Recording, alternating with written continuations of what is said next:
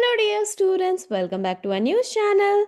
Students, imagine this stadiums filled with cheering crowds, flags from 70 countries, athletes from all over the world walking into a shining arena in Ahmedabad. Yes, so in 2030, the world will be watching India. See, Ahmedabad to host 2030 Commonwealth Games. Now, this is a good news for us. So, Commonwealth Games are an international sports event and they are held every 4 years among countries that were once part of the British Commonwealth है ना जो जो countries Britishers के under rule कर Britishers के under थी जब Britishers जैसे हम पर रूल कर रहे थे तो वैसे ही ब्रिटिशर्स और कंट्रीज के अंडर भी और कंट्रीज के ऊपर भी रूल कर रहे थे ठीक है तो वो सारे कंट्रीज मिलकर कॉमनवेल्थ गेम्स ऑर्गेनाइज करते हैं ओके तो ऐसी 70 कंट्रीज हैं 70 countries are total, from Australia to Canada, Kenya to Malaysia. So, just like the Olympics, it features sports like badminton, wrestling, weightlifting, hockey, athletics, swimming, and many more. Now, why is this big for India, students? Because hosting such a large global event shows that India has improved its infrastructure, India's confidence, India's rising position on the world sports map. ठीक है last time पता है कब India ने host किया था इन 2010 बहुत सारे ऐसे बच्चे तो तब थे भी नहीं राइट तो 2010 में होस्ट किया था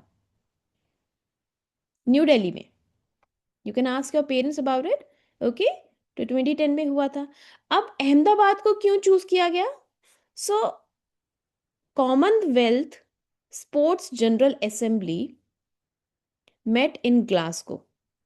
Okay, it met in Glasgow and officially confirmed Ahmedabad. So officials say that Ahmedabad is ready with world class stadiums, metro connectivity, hotel, transport, सब कुछ है वहाँ पे और आईपीएल के एक्सपीरियंस के बाद भी जो मेजर टूर्नामेंट्स हैं यूथ गेम्स है वहाँ पे होते रहे हैं तो उसके एक्सपीरियंस के बाद भी कह सकते हैं कि अब जो अहमदाबाद है it is ready to host Commonwealth Games India ने एक और यूनिक चीज प्रपोज किया है so for the first time ever yoga may become a medal sport why because yoga started in India it is globally popular it represents what it represents discipline breathing flexibility balance और ये India का ना students क्या है soft power it is India's soft power so we have something called hard power क्या होती है कि जब कोई कंट्री केपेबल है थ्रू डिफेंस इक्विपमेंट्स तो अगर इसको इन्फ्लुएंस कर सकती है किसी और कंट्री को इन्फ्लुएंस कर सकती है it acts as a deterrence okay so having strong defense capabilities it acts as a deterrence against any nation जैसे अगर हम यूएस के केस में देखें यूएस के पास बहुत सारे डिफेंस इक्विपमेंट्स हैं aircrafts bombs missiles everything right दूसरी तरफ सॉफ्ट पावर होती है soft power so these are two terms used in diplomacy foreign diplomacy तो सॉफ्ट पावर कैसे होगा जैसे किसी कंट्री को उनके साथ अच्छे रिलेशन बनाना ट्रीटीज साइन करना ओके और किसी कंट्री को इन्फ्लुएंस करना थ्रू इट्स कल्चर या फिर और साथ ही साथ अगर नेगोशिएशंस के थ्रू राइट तो योगा एक तरीके से इंडिया का सॉफ्ट पावर है all right and if the proposal succeeds from all over the world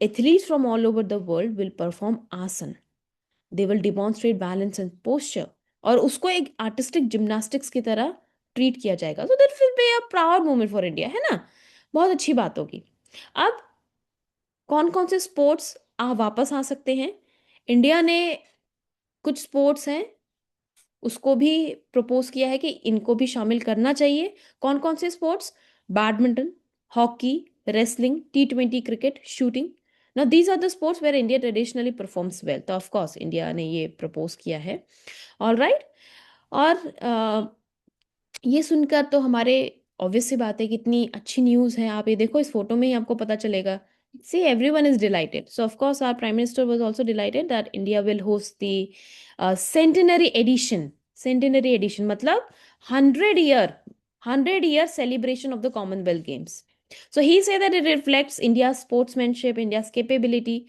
ये होंगे कब गेम्स स्टूडेंट्स अक्टूबर 2030। बहुत सारे स्टूडेंट्स आप में से तो कॉलेज में भी चले जाएंगे, जो बड़े बच्चे हैं, राइट। और बहुत सारे बच्चे प्राइमरी से सेकेंडरी में आ जाएंगे, है ना।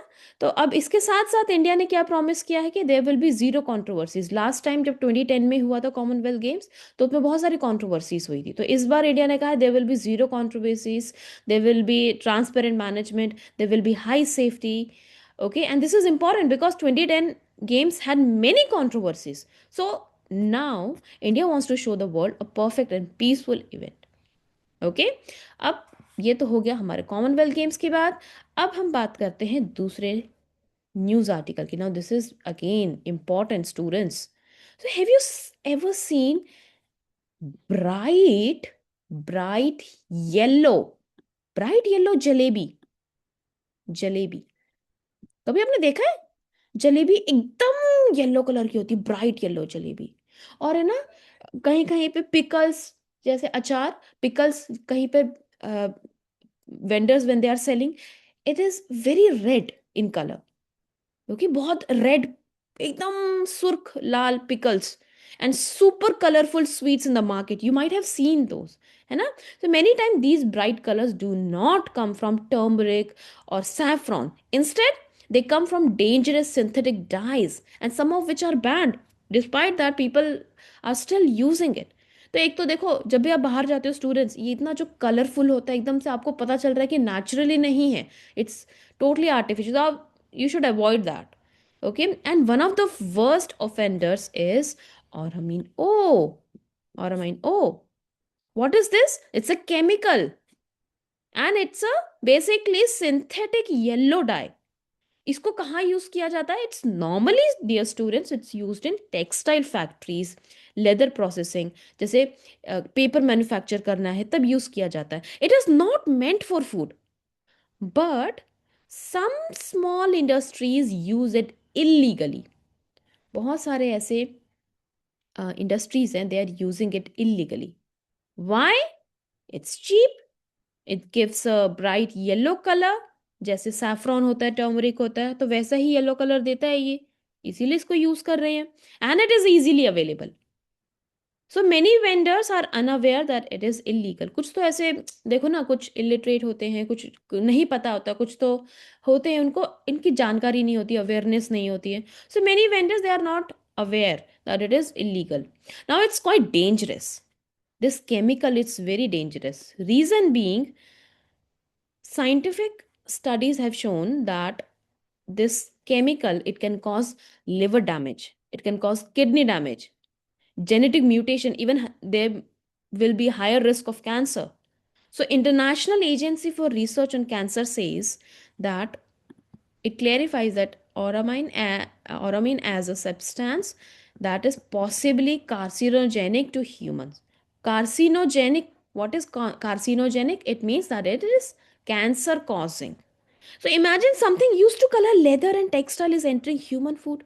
So that's why the issue is so serious, dear students. Okay. Now, where is it found? So, inspections से पता आपको कहाँ मिला? You cannot even imagine. कहाँ मिले ये? Street food में. Spices that are sold in loose form. है ना, ये loose form में जो spices हैं. Festival snacks, sweets, pickles. और स्पेशली अराउंड फेस्टिवल्स, जब भी फेस्टिवल्स आ रहे होते हैं, when colourful sweets sell more, illegal dyes increase. तो जब भी फेस्टिवल आ रहे होते हैं, डियर स्टूडेंट्स, आपने देखा होगा कि मार्केट में बहुत तरह तरह की कलरफुल स्वीट्स आ जाती हैं, ठीक है, चीज खाने वाली चीजें आ जाती हैं। That time we have to be extra cautious. Okay, क्योंकि यही जो कलरफुल स्वीट्स हैं, इसमें इलीगल डाइज यूज होने के चांसेस सबसे ज्यादा होते हैं। Now, why does it coming back even with strict laws, or I mean enters the market? Right? Why? One biggest reason, it is cheap. सस्ता है। So legal food colors are costly. They are bit on a costlier side. तो ये cheap है, तो ये खरीद लेते हैं लोग। And it's easy to buy. Industrial dyes are sold openly. तो इसको आराम से खरीद सकते हैं। और कुछ तो जो बेचारे स्मॉल वेंडर्स होते हैं, they lack awareness, they don't know it's dangerous, तो उनका फॉल्ट नहीं होता, उनको पता नहीं रहता, ठीक है, इतनी जानकारी नहीं होती। अब जिसको पता है वो कर रहा है तो दैट इज रॉन्ग ना। कई बार क्या होता है कि ये अनलेबल्ड पैकेट्स में सोल्ड होता है, so powder sold without ingredient lists, okay, that is again, it keeps coming back. And there's also lack of strong enforcement in some states. In some states there are not strict laws against the sale of this chemical. So what is the government doing now? Food Safety and Standards Authority of India is conducting surprise inspections. It is seizing illegal dyes. It is testing street food vendors. ठीक है, जब भी festival के आ रहे होते हैं तब sweets होते हैं उसको चेक कर रहा है। It is also filing cases against violators.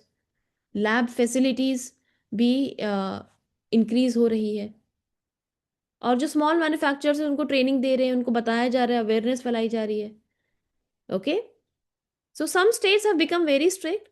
They are doing raids, they are seizing powders, they are shutting down illegal units, but still it's difficult, है ना, सब पूरी तरह से एलिमिनेट करना अभी भी डिफिकल्ट है। क्यों डिफिकल्ट है? क्योंकि इंडिया का फूड चेन बहुत बड़ा है, India food chain is huge, and the challenges include that there are lack of labs in rural areas. गांव खेड़े में वहां पे लैब्स नहीं है, तो वहां पे कैसे उसको टेस्टिंग की जाएगी?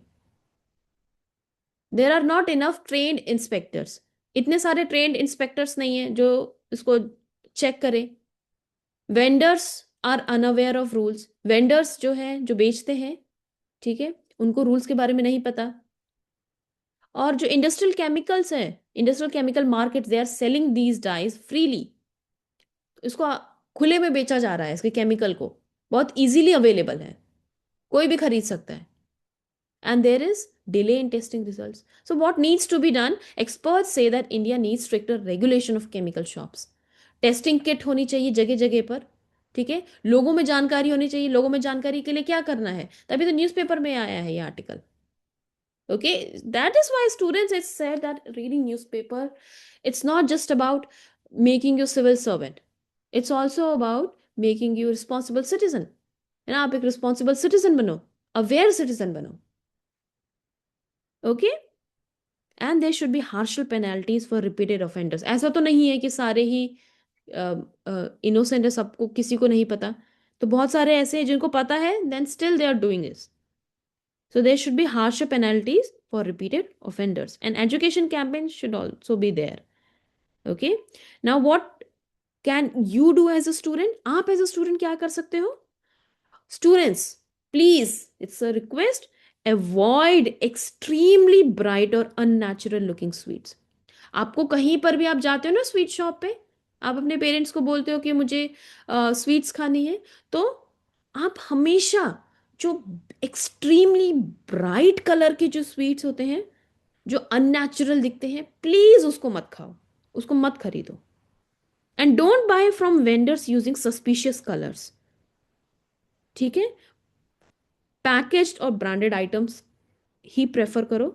Okay, and inform elders if something looks too colourful. कई बार ग्रैंड पेरेंट्स को या फिर नहीं पता होता है, राइट, तो आप उनको बताओ, and spread awareness in your school, talk to your friends, your teachers about it. Even small actions can protect health. Okay, इसीलिए बहुत ज्यादा है। See, I always say this that knowledge is power. Why? क्योंकि अगर आपको पता होगा, क्योंकि तो आप अवेयरनेस और स्प्रेड करोगे। All right, so students, that will be all for today, and reflect on this with your friends and teachers. Okay, and keep learning, keep asking questions. I'll see you in the next episode. Bye bye.